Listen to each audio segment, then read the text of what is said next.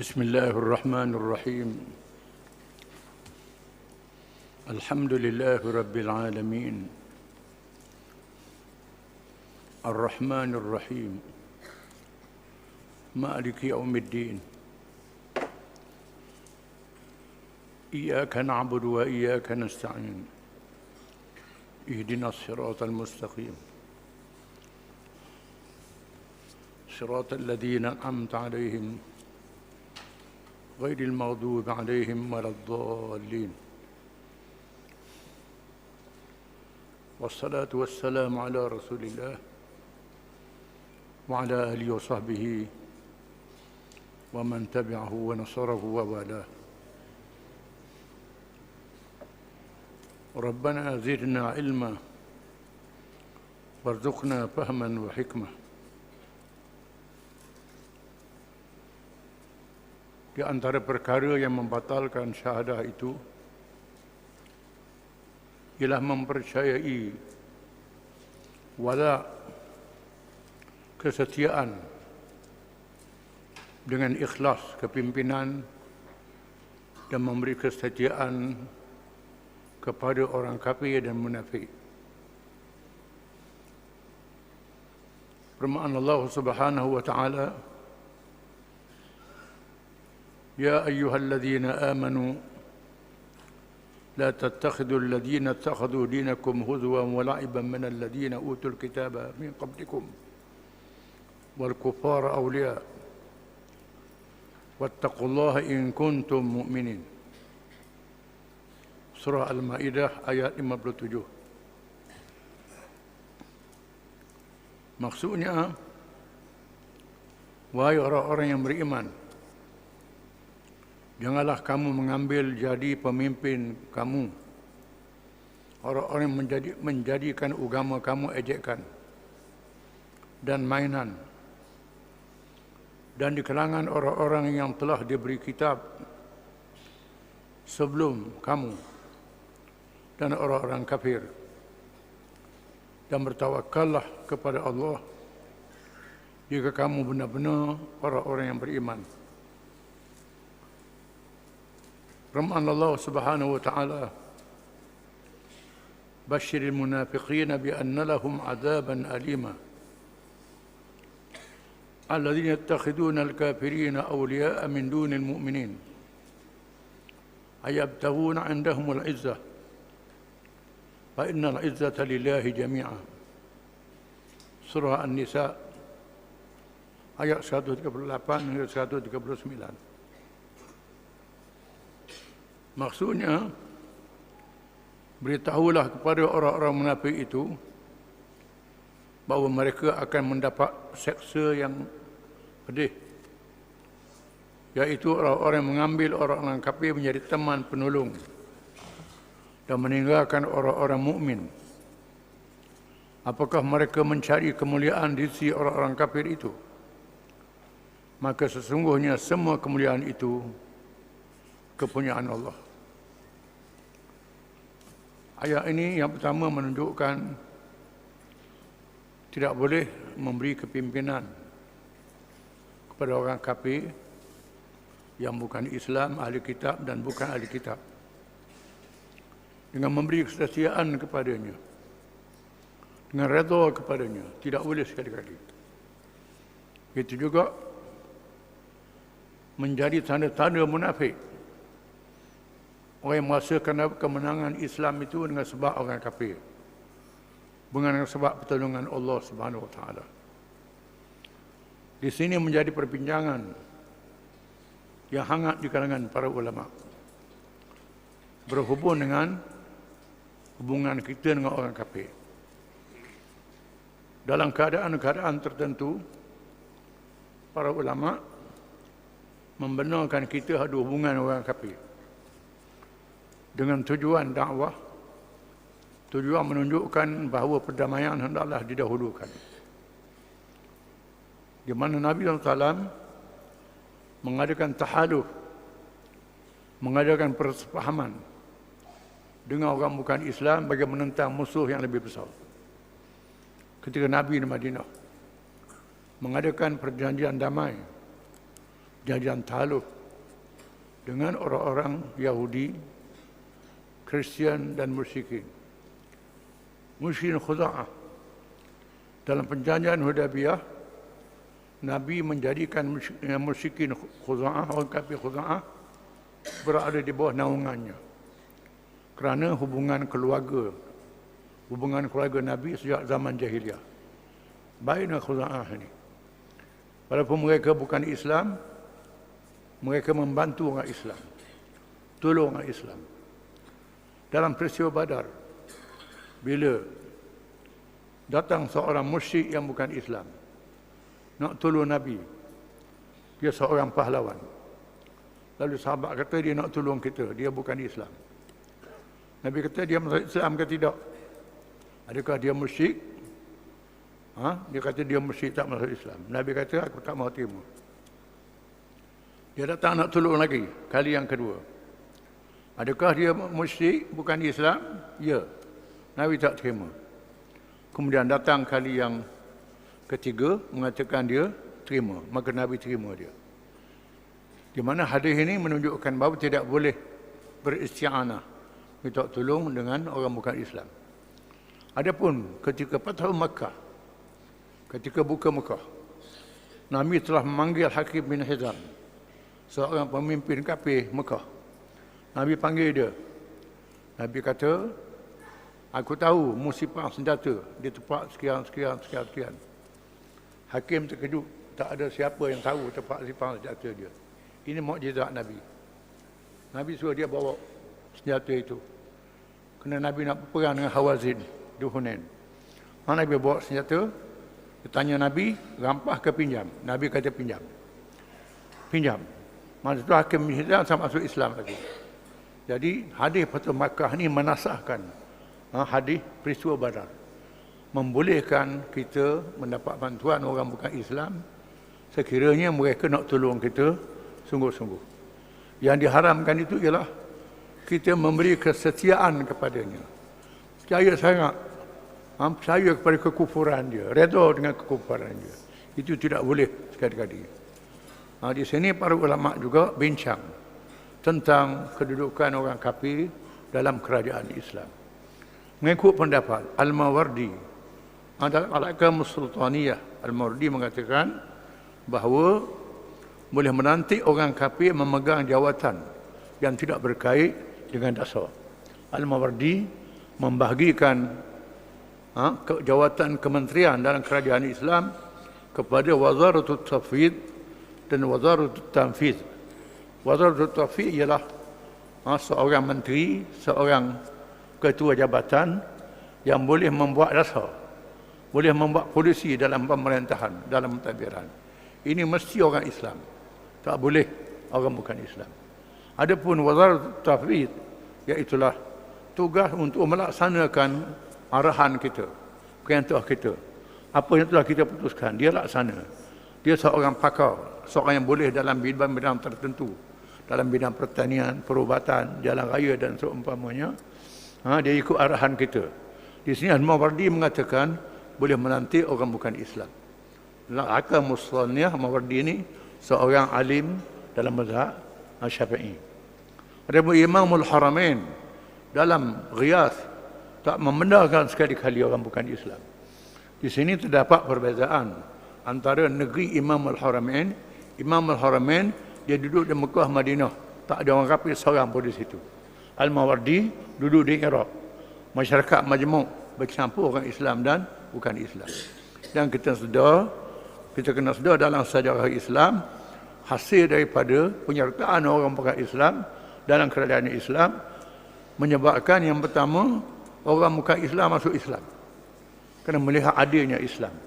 Mereka yang berpengaruh dalam masyarakat dia masuk Islam. Kerana sebab dia tengok sendiri kebaikan Islam ini menyebabkan dia masuk Islam dan dia mempunyai pengikut-pengikut yang ramai. Ataupun kita mendapat hasil ilmu dia, kepakaran dia dalam berbagai-bagai bidang. Daripada ilmu yang bukan Islam inilah timbulnya tamadun Islam, kemajuan Islam. Ilmu daripada orang bukan Islam, ilmu duniawi boleh kita ambil. Cumanya mesti diasaskan kepada ajaran Islam. Ada Islam. Itu dia huraiannya. Firman Allah Subhanahu wa taala, la yattakhidhul mu'minuna al-kafirina awliya'a min dunil mu'minin wa man yaf'al dhalika falaysa min Allah fi shay'in illa an tattaqu minhum taqwa wa yahdhirukumullahu nafsahu wa ila Allahil masir. Surah Al-Imran ayat 28. Maksudnya, janganlah orang-orang mukmin mengambil orang-orang kafir menjadi wali, pemimpin, pelindung, penolong, teman akrab dengan meninggalkan orang-orang mukmin. Barang siapa yang berbuat demikian, nescaya lepaslah ia dari Allah, keluar daripada Islam, kecuali kerana taqiyah, kerana helah memelihara diri dari sesuatu yang ditakuti dari mereka. Maka Allah memperingatkan kamu terhadap diri seksanya dan hanya kepada Allah tempat kembali. Jelaslah bahawa ayat tersebut di atas tidak memberikan orang-orang yang beriman meredai kepimpinan orang-orang kafir, walaupun dibenarkan di masa takut apabila orang-orang kafir menguasai negeri Islam kerana taqiyah, yakni memelihara keselamatan diri dan keluarga yang diancam. Tetapi kebenaran tersebut hanya pada lahirnya sahaja, dan sesungguhnya terbatallah syahadahnya kalau sekiranya hatinya redha walaupun dalam keadaan takut. Menurut riwayat Ibnu Abbas radhiyallahu anhuma ada min alih. Kerana Abdullah bin Abbas, dia Islam, ayah dia Islam. Bahawa bertaqiyah itu hanya pada lahirnya sahaja, tetapi hati tidak redha. Pendirian ini berpandukan kepada pendirian Ammar bin Yasir radhiyallahu an yang menjadi sebab turunnya wahyu firman Allah Taala, "Man kafara billahi min ba'di imanihi illa man ukriha qalbuhu wa qalbuhu mutma'innun bil iman, walakin man syaraha bil kufri sadra fa 'alaihim ghadabun min Allah wa lahum 'adzabun 'azim." Surah An-Nahl ayat 106. Sesiapa yang melakukan kekufuran kepada Allah, malaikat kepada orang yang dipaksa, sedangkan hatinya tenang, teguh beriman. Tetapi sesiapa yang lapang dada, redha dengan hatinya terhadap kekufuran itu, maka ke atasnya murka Allah dan baginya azab yang besar. Azab yang besar, buang titik atas itu. Pendirian ini dinamakan rukhsah, kemudahan daripada Allah. Adapun ayahnya Yasir dan ibunya Sumayyah radhiyallahu anhuma memilih mati syahid, dinamakan azimah, keazaman dengan pendirian yang teguh. Walaupun azimah lebih afdal, tetapi perlu dilihat kepada keperluan seseorang dari segi perjuangan Islam. Dalam keadaan negeri Islam dipengaruhi oleh orang kafir ataupun Islam tidak berkuasa, maka orang Islam dipaksa supaya tunduk kepadanya. Dalam keadaan ini, mengikut ayat itu boleh dibenarkan bertaqiyah. Bertaqiyah yakni cakap pelawak. Kita setuju dengan dia, redha dengan dia pada lidah, tapi hati tidak redha sekali-kali. Dengan syarat mestilah menghadapi bahaya yang sungguh-sungguh. Siapa dia nak bunuh kita, nak bunuh anak isteri kita, siapa begitu, di masa itu dia benarkan taqiyah. Di sini ulama mengatakan ada dua hukum, dua perkara di sini, dua keadaan. Yang pertama dinamakan azimah. Azimah ni sanggup mati. Walaupun dia bunuh kita tak berdali, tetap tak ikut umur, dia bunuh. Ini azimah. Bunuh sehingga mati syahid. Mati syahid. Ini lebih afdal, lebih afdal. Sekiranya tidak membawa fitnah lebih besar. Yang kedua, sekiranya siapa larat dia nak bunuh anak isteri kita, keluarga kita, kita tahan. Anak isteri kita jadi murtad, tak tahan. Macam mana? Keadaan begini, pilih rukhsah. Rukhsah ni kemudahan, taqiyah. Kita mengaku dengan lidah saja, hati tidak redha. Hati tak redha sekali-kali. Sembunyi dalam hati kita. Kalau hati redha juga, bermakna jadi kufur lah. Kalau hati redha, hatinya Tuhan tahu. Tiba-tiba kita mengakulah ikutmu, hati pun ikut dia juga. Itu tak boleh. Tak boleh sekali-kali, tak boleh. Ini berpandukan kepada kisah keluarga Ammar bin Yasir radhiyallahu anhu. Apabila Yasir, isterinya Sumayyah dan anaknya Ammar diseksa oleh orang kafir Mekah pada masa di Mekah. Diseksa supaya memuji berhala, memuji patung. Lalu Yasir dan isterinya semuanya tak ikut, menyebabkan dua orang ini dibunuh syahid. Adapun Ammar anak dia ni ikut apa yang kafir suruh ikut, tetapi hati tak reda. Dia dibebaskan. Lepas dia dibebaskan, dia terus berjumpa dengan Nabi SAW. Lalu Nabi kata, hatimu macam mana? Hati dia tidak reda, tak reda sekali-kali. Lalu Allah menurunkan ayat yang dia baca tadi, iaitu lamman kafara billahi min ba'di imanihi illa man ukra qalbuhu mutma'innun bil iman.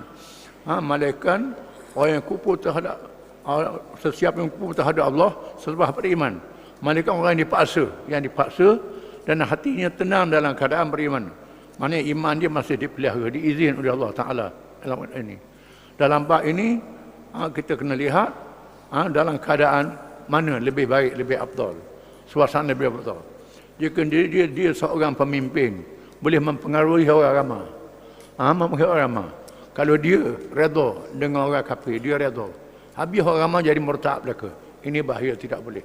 Dengan sebab itulah ulama-ulama, pemimpin-pemimpin memilih mati walaupun dibunuh. Kerana nak jaga orang ramai. Nak jaga iman orang ramai. Tetapi orang biasa bolehlah bertakriyah. Tetapi orang yang ada pengaruh tak boleh. Orang ada pengaruh dia kena lawan. Sama ada dia lawan ataupun dia berhijrah, keluar. Keluar bukan lari. Tidak mengatur langkah untuk lawan semula. Macam Nabi berhijrah ke Madinah. Jadi dua keadaan ni kita tengok keadaan. Dua keadaan ini juga berdalilkan kepada dua utusan Nabi. Nabi hantar kepada Musailamah bin Kadzab. Musailamah ni ialah seorang pemimpin kabilah yang ramai pengikut dia, mengaku dia jadi Nabi. Jadi Nabi. Orang yang ikut dia jadi kafir. Dan Nabi hantar dua utusan. Dia hantar utusan ke Nabi. Musailamah hantar utusan ke Nabi, hantar utusan. Lalu Nabi tanya, "Mu percaya aku Nabi?" Dia kata, "Aku percaya." "Mu percaya Musailamah Nabi?" "Aku percaya Musailamah Nabi juga." Nabi kata, "Kalau tidak kerana Allah Ta'ala tak membenarkan utusan dibunuh, aku bunuhmu." Nabi kata, "Aku bunuhmu." Makanya bila ikut Nabi palsu jadi kafir, murtad, hukum bunuh, kita kena sedar. Dan ada dua orang utusan Nabi. Nabi hantar pada Musailamah. Nabi hantar pada Musailamah. Salman tanya pada seorang tu, "Mu percaya tak aku Nabi?" "Aku tak percaya." "Aku tak percaya." "Aku tak percaya mu percaya tak aku ni Nabi?" "Aku tak percaya." Dia bunuhnya kawan tu. Dia kata, "Mu percaya tak aku Nabi?" "Aku percaya." "Mu percaya tak aku Nabi?" "Aku percaya." Dia dibebaskan. Yang seorang tu Musailamah tanya, "Mu percaya tak aku Nabi?" "Aku tak percaya." "Mu percaya tak aku Nabi?" "Aku tulis dari rumah," dia kata. Lalu dibunuh. Yang bunuh tu mati syahid. Yang tak dibunuh tu menerima taqiyah, rukhsah yang diizinkan. Ini peristiwa fitnah ini hadapi oleh orang Islam. Selepas Nabi wafat. Musailamah ni dibunuh. Zaman Sayyidina Abu Bakar. Kita akan baca kisahnya. Wallahu alam.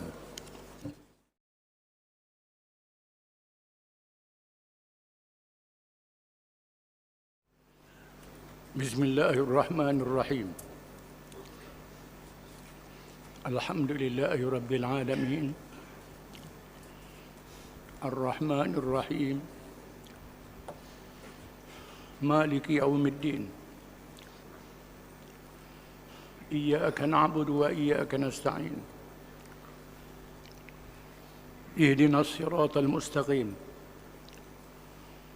صراط الذين أنعمت عليهم غير المغضوب عليهم ولا الضالين آمين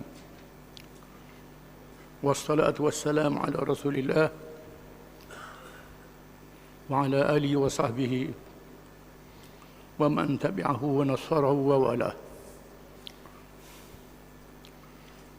ربنا زدنا علما وارزقنا فهما وحكمة. Seterusnya yang ke-10, membatalkan syahadah juga apabila melakukan ibadat atau upacara ibadat yang lain daripada Islam. dan adalah tidak layak bagi seseorang Islam itu melakukannya. Yang tidak boleh ditakwil melainkan kufur dan syirik. Contoh-contohnya ialah seperti rokok dan sujud kepada yang lain daripada Allah Subhanahu Wa Taala, atau melakukan pemujaan dan penyembahan secara kafir, secara bukan Islam. Boleh membatalkan syahadat bila seseorang itu buat ibadat cara bukan Islam. Tak boleh ditakwil melainkan dia buat ibadat itu bukan kerana jahilnya, dia tahu tak boleh, dia hidup dalam masyarakat orang Islam dah lama, tiba-tiba buat upacara ibadat bukan Islam,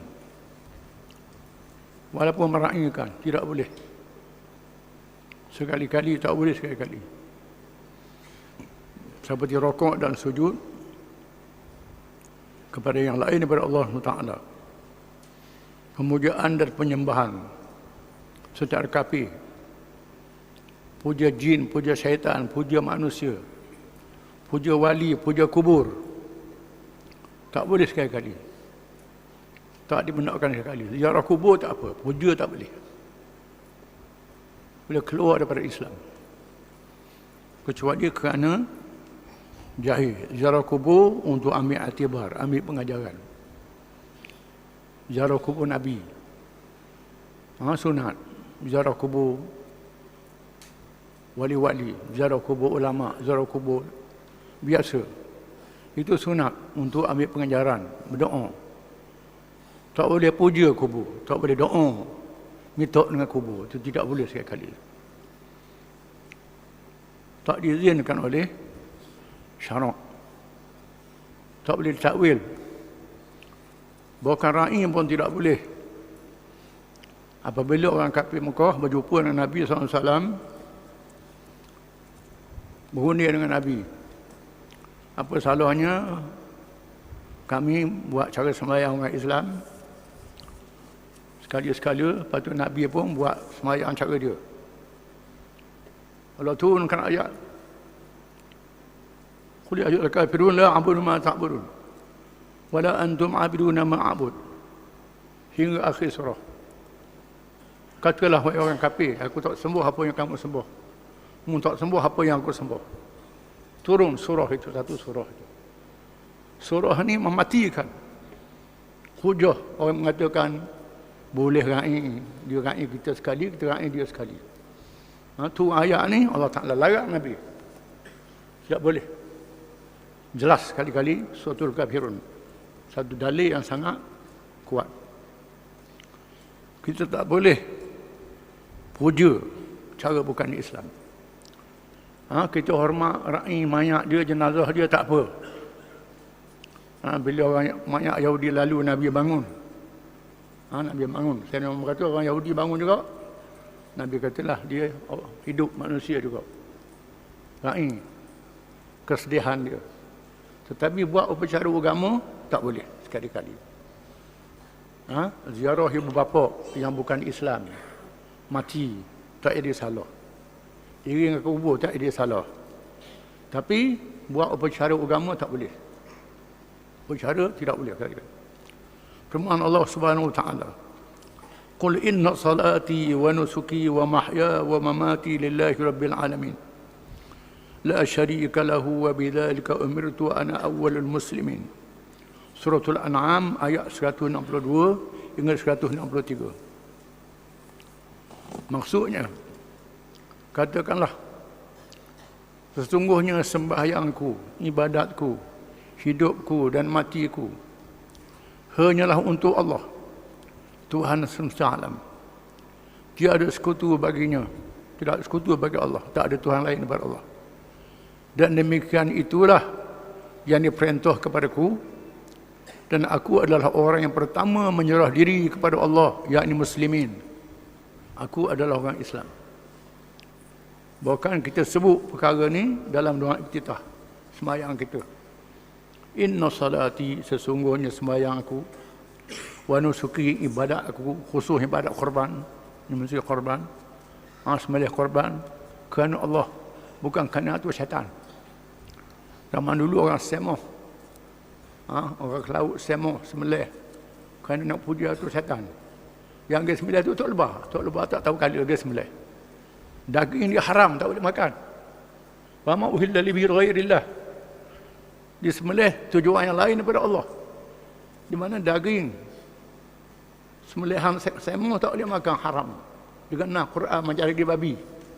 Tak boleh. Tok Lebah dia sembelih, Tok Lebah dah reti. Ni berlaku zaman dulu. Bukan lama sangatlah. Puja patah dan seumpamanya kerana kebun jadi sembelih korban untuk iblis, untuk syaitan. Tak boleh. Wa nusuki. Itu ibarat-ibarat lain. Wa mahyaya, hidup aku. Seluruh urusan hidup kita ikut Islam. Ikut Allah Ta'ala. Politik, ekonomi, sosial, apa saja. Wa mahya, wa mati, dan mati aku. Mati, urusan mati kita. Bila mati, dia mandi. Dia kapan? Dia semayang, dia kebumikan. Lillahi Rabbil Alamin. Semata-mata kerana Allah, Tuhan Tuhan alam. La syarika lahu, tidak ada sekutu bagi Allah. Tak ada Tuhan yang lain daripada Allah. Wa bidzalika umirtu, begitulah aku diperintah, disuruh. Wa ana awwalul muslimin, aku adalah julung-julung orang Islam. Suratul An'am ayat 162 163. Sabda Rasulullah sallallahu alaihi wasallam kepada Mu'ad bin Jabal radhiyallahu anhu. Apabila Mu'ad mau sujud kepada Rasulullah sallallahu, Mu'ad nak sujud ke Nabi. Mu'ad dihantar ke Yaman, nak tinggal Nabi. Ditugaskan beli tak jumpa dengan Nabi. Nabi wafat, dia terasa dah. Nak sujud ke Nabi. Nabi kata, la tafa'al. Hai inni law amartu syai'an an yasjuda li syai'in la amartu al-mar'ata an tasjuda li zawjiha. Rawah Ibnu Majah wan Nasa'i. Maksudnya, jangan lakukan, jangan sujud pada aku. Jangan sujud pada aku. Maka jika aku boleh menyuruh sesuatu itu sujud kepada sesuatu yang lain, saya aku suruh isteri sujud pada suami. Kalau boleh sujud ke makhluk, aku suruh isteri sujud ke suami. Tak boleh. Kerana Nabi pun tak boleh sujud. Ada setengah raja-raja suruh orang sujud ke dia. Tak boleh, haram. Walaupun dia raja. Hormat, ulama kata jangan lebih pada hak rokok. Jangan siapa hak rokok. Rokok sujud ni bagi Allah Ta'ala saja. Tak boleh. Telah diriwayatkan oleh Al-Bahaqi dari Abdullah bin Umar radhiyallahu anhuma tu. Kerana Abdullah dan Umar dua-dua sahabat Nabi. Katanya telah bersabda Rasulullah sallallahu alaihi wasallam, man marra bi biladil ajimi fa sana'a nairuzahum wa mahrajanahum wa tashabbaha bihim hatta yamuta wa huwa kadzalik khusyira ma'ahum yaumal qiyamah. Rawahul Baihaqi. Maksudnya, sesiapa yang berjalan ke negeri asing kemudian melakukan upacara agama atau pesta agama mereka dan menyerupai mereka sehingga dia mati dalam keadaan itu, yakni tidak bertaubat, maka ia dihimpunkan bersama kafir-kafir itu pada hari kiamat. Walaupun hadis-hadis dhaif, tetapi jadi satu amalan. Jangan buat mudah-mudah, maknanya tak boleh buat upacara orang kafir. Apa yang kafir buat, kita ikut, tidak boleh. Upacara dia, upacara agama, dilarang, tak dibolehkan sekali-kali. Wallahu a'lam.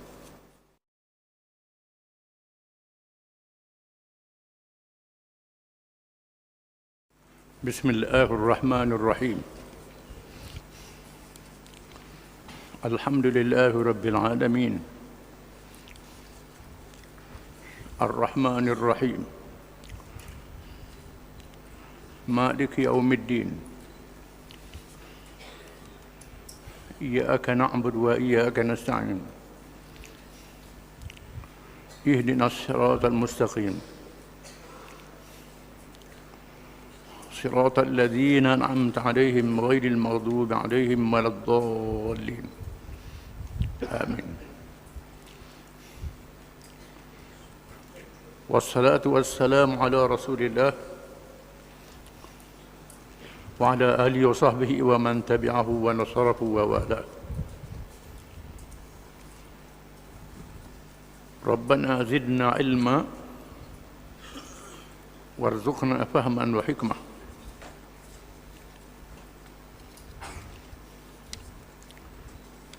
Yang ke-11,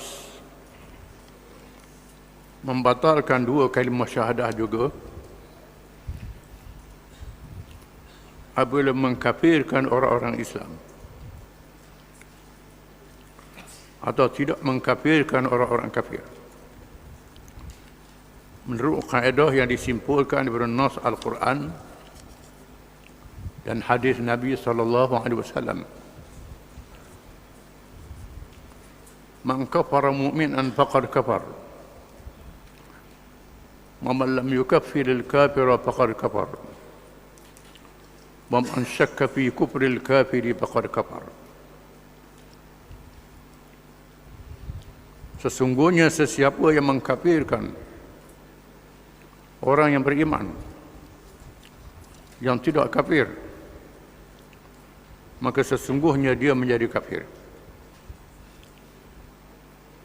Sesiapa yang tidak mengkafirkan orang-orang yang kafir, yang sebenarnya kafir, dia menjadi kafir. Dan sesiapa yang ragu tentang kekufuran orang yang kafir, yang sebenarnya kafir, dia menjadi kafir. Satu perkara yang tidak boleh dipermudah-mudahkan. Yang pertama, menghukumkan seseorang itu kafir mestilah nyata dan jelas. Jelas hukumnya. Dalam perkara yang tidak boleh ditakwil, melainkan jadi kafir. Kalau boleh takwil, tak boleh jadi kafir. Kalau kita mengkafirkan seorang Islam, yang dia tak kafir, kafir itu balik ke orang yang tuduh itu. Sebab itu tidak boleh mudah-mudah. Begitu juga tidak mengkafirkan orang yang Al-Quran mengkafirkannya, Yahudi dan Kristian. Quran mengatakan Yahudi, Kristian, musyrikin kafir. Dia kata tak kafir, maka jadi kafir dengan sebab itu. Ataupun dia meragui kekufuran yang nyata kafirnya. Maksudnya sesiapa yang mengkafirkan orang yang beriman yang tidak kafir, maka sesungguhnya dia menjadi kafir. Kafir balik pada dia. Sesiapa yang tidak mengkafirkan orang yang kafir, sebenarnya kafir, dia menjadi kafir. Dan sesiapa yang ragu tentang kekufuran orang yang kafir, yang sebenarnya kafir, dia menjadi kafir. Berdasarkan kepada kaedah tersebut, maka tidak harus bagi seseorang Islam itu menuduh saudaranya dengan kufur, melainkan kufur itu kembali kepadanya. Jika sekiranya yang dituduh tidak sedemikian halnya, dan tidak mengkafirkan orang kafir serta membenarkan ajarannya atau ideologi fahamannya, adalah dia menjadi kafir. Kerana apabila mengakui kebenarannya, bermakna membohongi Allah SWT dan Rasulnya SAW. Kita perlu memahami bahawa jadi kafir ini ialah menafikan yang nyata. Wajib kita beriman kepadanya, beriman kepada Allah, sifat-sifat Allah, nama-nama Allah yang disebut dalam Quran, dalam hadis. Itu nyata. Menafikan mana-mana Rasul yang ditetapkan dalam Quran ataupun menghina mana-mana Rasul. Bukan sahaja hina Nabi Muhammad, termasuk hina Nabi Isa, hina Nabi Musa, jadi kafir. Kan kita orang Islam wajib beriman dengan semua Rasul-Rasul itu. Kita kena sedar. Begitu juga menafikan perkara yang diketahui oleh umum. Wajibnya mahuwa ma'lum min ad-din bid-darurah. Sembahyang 5 waktu wajib. Puasa Ramadan wajib. Haji ke Mekah wajib. Arak haram. Judi haram. Tiba-tiba dia kata sembahyang 5 waktu tak wajib. Jadi kafir dengan sebab itu. Puasa Ramadan dia kata tak wajib. Haji ke Mekah tak wajib, jadi kafir dengan sebab itu. Dia kata arak tu halal, jadi kafir dengan sebab itu. Judi itu halal, jadi kafir dengan sebab itu. Zina itu halal, jadi kafir dengan sebab itu. Perkara yang diketahui oleh umum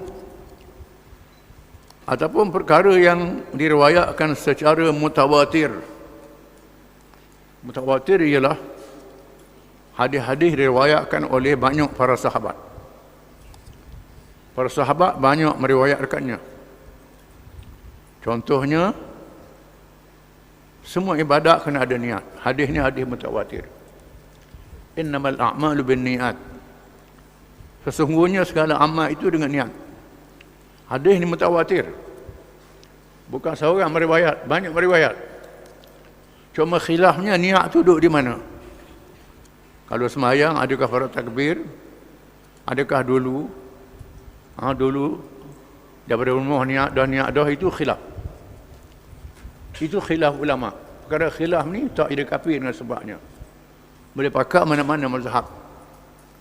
Mazhab Syafi'i, Hanafi, Hambali, Maliki, khilaf dalam masalah ini. Masalah niat tu ada, tak ada khilaf. Khilafnya di mana niat itu? Ini mutawatir. Dia kata sembahyang tak payah niat. Tak boleh. Kecuali kerana dia jahil, dia tak tahu sungguh. Kerana jahil, kerana dia baru masuk Islam, dia tak belajar, orang macam ni tak boleh terhukum kafir sebab kejahilan dia. Kita kena sedar, jangan mudah-mudah. Begitu hadis ahad, menafikan hadis ahad. Hadis diriwayatkan oleh seorang sahabat sahaja, tak ramai. Walaupun hadis itu sahih, meriwayatkan seorang saja. Menafikan hadis ahad tak jadi kafir. Cuma jahat je lah. Jahat adab dengan Nabi SAW. Kerana yang meriwayatkan hadis itu satu saja, hadis ahad. Ini perkara dalam ilmu hadis. Kita kena sedar. Kita perlu memahami perbezaan di antara amal dengan akidah. Seseorang yang melakukan sesuatu amal yang bercanggah dengan Islam, kerana kemungkinan dia sungguh jahil, sedangkan imannya masih ada.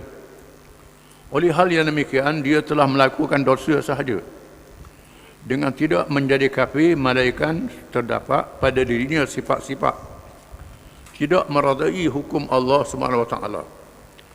Sifat takabur terhadap Islam, dan jahilnya itu adalah jahil merakab, jahil sombong. Maka tidak syok lagi dia menjadi kafir, dan hukum itu hendaklah dengan hati-hati dalam perkara dan keadaan yang tidak boleh ditakwil selain daripada kafir. Nak hukum kafir ni biar nyata. Orang yang tahu hukum, orang jahil tak boleh. Jangan pakai bahasa rambang begitu, tak boleh. Mengkafir tidak boleh. Berdosa tuduh seorang itu kafir dengan mudah, tidak boleh. Orang yang tahu hukum, pun tak boleh pakai totok, kecuali dia seorang hakim di mahkamah. Dia seorang hakim di mahkamah nak menjatuhkan hukuman orang itu murtad atau tidak murtad, dia boleh jatuh hukum. Atau dia seorang yang berhak memberi fatwa, memberi fatwa pada seseorang, ada ilmu dia, ada pengetahuan dia tentang itu, bukan tak ada pengetahuan. Ada pengetahuan dia, boleh untuk memberi amaran pada orang lain, jangan jadi macam itu. Itu tak jadi salah. Bukan pakai bahasa rambang, orang ni kafir, orang ni kafir, tidak boleh. Kerana kemungkinan seseorang yang bercakap menentang Islam itu kerana kejahilannya. Kemanisan iman masih ada dalam diri kita, dalam diri dia. Nabi kata salasun man kunna fihi wajada halatul iman. Ayqullahu rasulullah habba ilahi mimma sawahuma. Wa ibal mar'a la yuhibbu illa lillah. Wa an yakraha an yukhsafa fi an-nar. Wa yakraha an ya'uda bil kufri kama yakrahu an yukhsafa fi an-nar. 3 perkara. Barang siapa yang ada 3 perkara ni menandakan kemanisan iman masih ada dalam diri dia. Yang pertama, dia kasih pada Allah dan Rasul. Orang ni sayang pada Allah dan Rasul. Menandakan kemanisan iman ada dalam diri dia. Dia bercakap, dia bukan-bukan. Tapi kalau orang cela Allah tidak boleh, cela Rasul tak boleh, dia marah, dia akan maki. Dia jahil, tak tahu. Dia bercakap, dia bukan-bukan. Menandakan kemanisan iman ada dalam diri dia. Ataupun dia kasih pada orang Islam. Bila tahu orang Islam kena onyanya, kena zalim, dia jahil, dia bela orang Islam itu. Dia pertahankan orang Islam itu, sanggup mati. Padahal dia bercakap bukan-bukan, cakap jahil. Tapi orang kata ke orang Islam tak boleh. Ini menandakan kemanisan iman ada dalam diri dia. Ataupun dia benci pada kufur. Padahal dia duduk cakap hukum ni tak boleh, hukum ni tak boleh. Padahal hukum yang adalah Quran. Kalau orang kata ni bukan Islam, marah dia. Marah. Dia akan bangkit, akan marah. Menandakan kemanisan iman ada dalam diri dia. Cuma dia jahil saja. Sebab itu kita tak boleh mudah-mudah dalam perkara ini. Oleh kerana kesalahan keluar daripada Islam, termasuk dalam hukum jenayah berat, yang tidak boleh dilakukan kalau ada sedikit kekeliruan. Hadis SAW, idra'ul hudud bisyubhat at-Tirmidzi. Ditolak hukuman hudud sekiranya ada kekeliruan. Kerana mengikut Mahkamah Islam, undang-undang Islam, murtad ni adalah undang-undang jenayah berat. Jenayah berat ni, hukum paling berat ialah hukum bunuh. Ataupun istitabah, diminta taubat beberapa hari. Ataupun diminta taubat sepanjang umur dia, tahan seumur hidup, minta taubat. Hukuman dia berat, murtad ni. Lihat keadaan dia. Kalau dia murtad, jadi ejen pada musuh. Ejen pada musuh Islam. Ini nyata kena hukum bunuh. Kena hukum bunuh. Jadi nak jatuh hukum bunuh ni bukan mudah. Bukan mudah. Awak ni murtad, jatuh hukum bunuh. Tidak boleh. Kalau ada sedikit kekeliruan dalam hukuman itu, tak boleh jatuh hukuman terhadapnya. Kerana Nabi kata, hukuman hudud ditolak dengan ada kekeliruan. Contohnya Hasib bin Abi Balta'ah radhiyallahu anhu, seorang sahabat yang membacakan rahsia perang Nabi SAW. Di mana Nabi nak keluar untuk menyerang Mekah. Nabi rahsiakan, tak beritahu pada siapa-siapa. Tiba-tiba Hasib bin Abi Balta'ah tulis surat membacakan rahsia, mengirim surat itu kepada seorang perempuan supaya dibawa kepada pemimpin Mekah, maklumkan jaga Nabi nak serang Mekah. Lalu malaikat beritahu ke Nabi, ada seorang perempuan bawa surat, duduk di tempat sekian-sekian. Lalu Nabi tugaskan Sayyidina Ali dengan Zubair radhiyallahu anhuma kejar perempuan ni dan dapat tangkap. Kemudian minta surat, dia tak beri. Kamu tak beri surat, kami akan dedahkan pakaianmu. Periksa. Akhirnya dia suruh surat. Lalu Sayyidina Ali dengan Zubair radhiyallahu anhuma bawa surat, serah ke Nabi dan dibaca di hadapan Nabi. Lalu didapati surat daripada Hasib bin Abi Balta'ah memaklumkan Nabi nak keluar ke Mekah. Lalu para sahabat minta izin untuk jatuhkan hukuman bunuh terhadap Hasib bin Abi Balta'ah. Dan turunnya ayat, la tattakhidhu aduwwi wa aduwwakum awliya. Jangan kamu ambil musuh aku dan musuh kamu menjadi wali teman-teman kamu. Turun ayat itu. Ayat itu. Bila sahabat cadang bunuh Hatib bin Abi Balta'ah, Nabi kata tidak boleh. Kerana dia ahli Badar. Hatib bin Abi Balta'ah ni ahli Badar. Orang yang hadir dalam perang Badar. Yang ada keistimewaan. Mereka yang hadir perang Badar ni, Nabi kata Tuhan berfirman, ya ahla Badrin, i'malu ma syi'tum qad ghafartu lakum. Wahai ahli Badar, buat apa yang kamu nak buat, aku ampunkan semua dosa kamu. Di mana mereka yang ada di Badar ni diberi keampunan oleh Allah yang istimewa. Hatib ni ia adalah ahli Badar. Maka Nabi tak benarkan dijatuhkan pembunuh terhadap Hatib bin Abi Balta'ah. Ini satu kisah yang menarik. Walaupun kesalahan dia sangat besar, membocorkan rahsia. Mengikut adabnya, kalau bocor rahsia ni kepada musuh, rahsia perang, hukumannya ialah bunuh. Tapi kan dia ahli Badar, tak jadi jatuh hukum bunuh. Maka Imam Malik rahimahullah menegaskan, sekiranya ada 100 hujah, tiba-tiba didapati 99 yang nyata dan satu sahaja yang diragukan, maka tidak boleh dijatuhkan hukuman. Imam Malik ialah imam mazhab Maliki, Imam Malik bin Anas, guru para Imam Syafi'i, Imam Darul Hijrah, imam di Madinah, imam mujtahid, ada mazhab dia mazhab Maliki, guru pada Imam Syafi'i. Terkenal Imam Malik ini. Imam Malik pernah menyatakan sekiranya ada 99 hujah di sisi hakim nak jatuhkan hukuman terhadap seseorang itu murtad ataupun apa-apa hukum hudud, tiba-tiba satu hujah ragu, tak boleh jatuh hukum.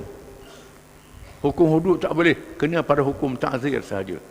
Bukan bebas, tidak, ada hukum, diringankan hukumannya kepada ta'zir. Termasuklah menghukumkan seseorang itu kafir tidak mudah, mestilah dengan teliti. Kerana hukuman murtad ni sangat berat, termasuk dalam jenayah yang berat berkait keselamatan agama dan keselamatan negara. Ada orang kata, tidakkah ini bercanggah dengan kebebasan beragama? Islam kata kebebasan beragama, ikut-sukalah orang nak keluar Islam. Kita kena sedar, seseorang yang nak masuk Islam, dia kena tahu masuk Islam ni bukan main-main. Bila masuk Islam, dia ada perjanjian dengan Allah Ta'ala. Dia mengucap 2 kalimah syahadah. Mengucap 2 kalimah syahadah ini berjanji dengan Allah Ta'ala. Mengucap 2 kalimah syahadah. Bila dia murtad, bermakna dia langgar janji dengan Allah Ta'ala.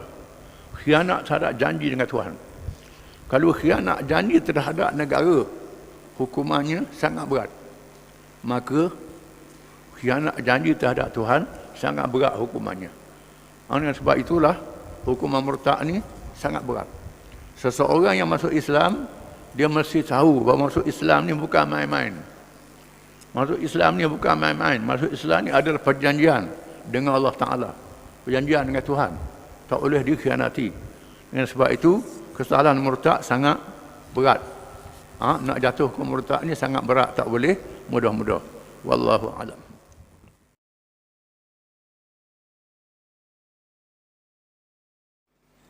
Bismillahirrahmanirrahim. Alhamdulillahirabbil alamin. Ar-Rahmanir-Rahim. Maliki yaumiddin. Iyyaka na'budu wa iyyaka nasta'in. Ihdinas siratal mustaqim. صراط الذين أنعمت عليهم غير المغضوب عليهم ولا الضالين آمين. والصلاة والسلام على رسول الله وعلى آله وصحبه ومن تبعه ونصره ووالاه. ربنا زدنا علما warzuqna fahman wa hikmah. Seterusnya yang ke-12, Sesungguhnya banyak lagi perkara-perkara yang membatalkan dua kalimah syahadah yang boleh ditafsirkan daripada perkara yang tersebut di atas, berpandukan kaedah yang dipahamkan ingkar kepada syahadah, ingkar kepada dua kalimah syahadah. Apa sahaja yang bermaksud dengan melawan dua kalimah syahadah, dua kalimah syahadah ini ialah iqrar, pengakuan kita di hadapan Allah, bukan sahaja dengan lidah, termasuk dengan kepercayaan hati, dua-dua perkara. Kalau dengan lidah saja, hati tak percaya, munafik, tak sah imannya. Kerana dua kalimah syahadah itu membuktikan keimanan. Walaupun keimanan itu tak dinampak oleh manusia dalam ilmu Allah Ta'ala, tetapi tak boleh dipermain-mainkan. Mesti sedar dan faham betul-betul. Oleh kerana itulah, menjaga dua kalimah syahadah ini sangat penting. Kita hanyalah belajar membatalkan sembahyang, membatalkan puasa, membatalkan zakat, membatalkan haji. Kalau batal puasa, batal sembahyang, batal zakat, batal haji, berdosa saja. Kalau iman ada, masuk neraka, tak kekal dalam neraka. Tetapi batal dua kalimah syahadah, tak ada iman, kekal dalam neraka. Perlu sedar bahawa mempelajari perkara membatalkan dua kalimah syahadah ini sangat penting. Tetapi orang kita tak berapa berat. So apa ambil berat? Ambil berat batal sembahyang, batal sembahyang, batal puasa. Batal dua kalimah syahadah ni tak ada khilaf. Batal sembahyang, batal puasa ni ada benda-benda khilaf. Tapi kita ambil cara duduk baloh pasal batal wudu, batal sembahyang, batal puasa. Hal dua kalimah syahadah banyak tak ambil tahu. Padahal dua kalimah syahadah inilah benda yang penting, sehingga disuruh iqamat, bang dan iqamat kepada kanak-kanak yang baru dilahirkan. Dalam bang iqamah ini ada dua kalimah syahadah. Budak yang baru dilahirkan suruh bang, suruh iqamat, erti apa? Tetapi besarnya makna dua kalimah syahadah ini. Bila nak mati, laqinu mautakum la ilaha illallah. Ajar orang nak mati dengan la ilaha illallah. Ini penting, sehingga masa nak mati dia suruh mengucap la ilaha illallah, cukup la ilaha illallah saja. Tak payah tambah Muhammad Rasulullah, kerana nafas dia pendek. Ini pentingnya dua kalimah syahadah itu. Tetapi kita waktu ambil tahu. Duduk mengaji sampai lebu kitab-kitab. Baca bab-bab hak, batal sembahyang, batal puasa. Kena belajar juga. Tak dinafikan, kena belajar. Tetapi membatal dua kalimah syahadah ni lebih penting lagi. Ini nak jaga iman kita. Semua amalan diterima kalau ada iman.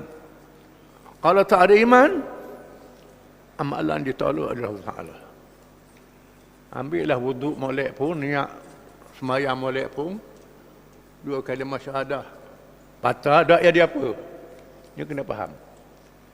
Tetapi kalau dua kalimah syahadah tu ada niat, ada was-was ke, niat ada apa ke, tak apa, iman kita ada lagi.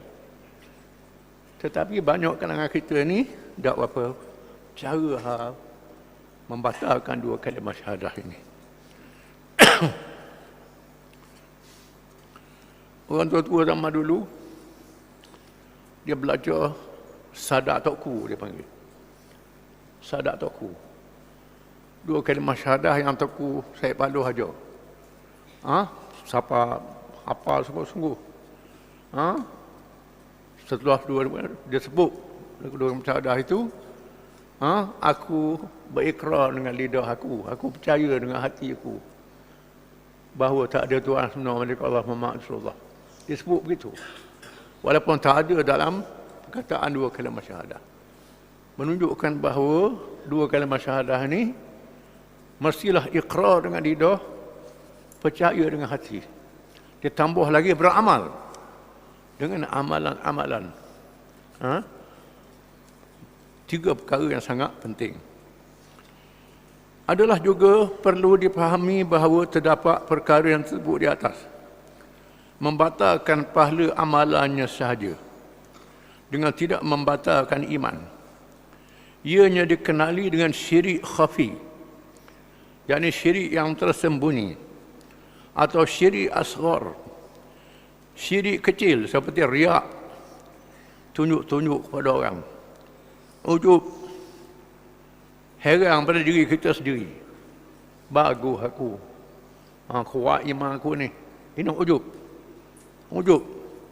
Sum'ah, nak memasyhurkan diri sendiri dalam melakukan ibadat, menunjukkan tidak ikhlas kerana Allah sedangkan memenuhi syarat dan rukunnya.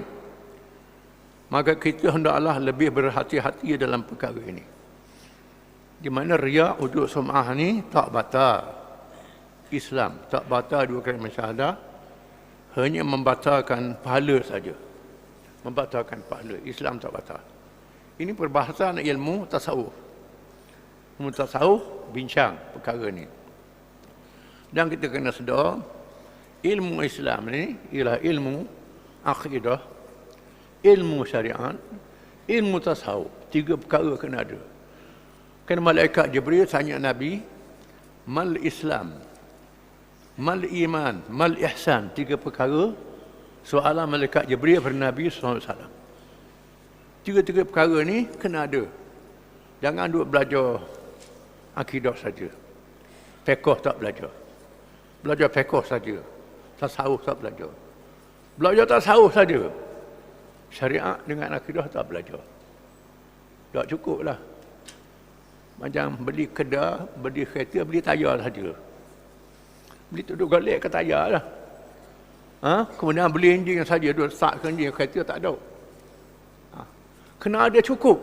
Bodi dia, tayar dia, enjin dia. Itu kereta. Dalam diri manusia ada jasad, ada roh, ada akal. Ini perkara yang kena isi dengan ilmu-ilmu Islam yang ada dalam Quran. Dan semua ilmu-ilmu Islam ni dirujukkan pada Quran dan pada hadis Nabi SAW. Ada dalam Quran tak ada. Dalam hadis tak ada. Hadis tu hadis sahih ke hadis dhaif ke hadis reka. Di sana ada hadis maudhu', hadis reka, hadis palsu. Ada orang beramal dengan hadis palsu. Kuat tasawufnya. Tapi hadisnya hadis maudhu'. Tak berarti hadis.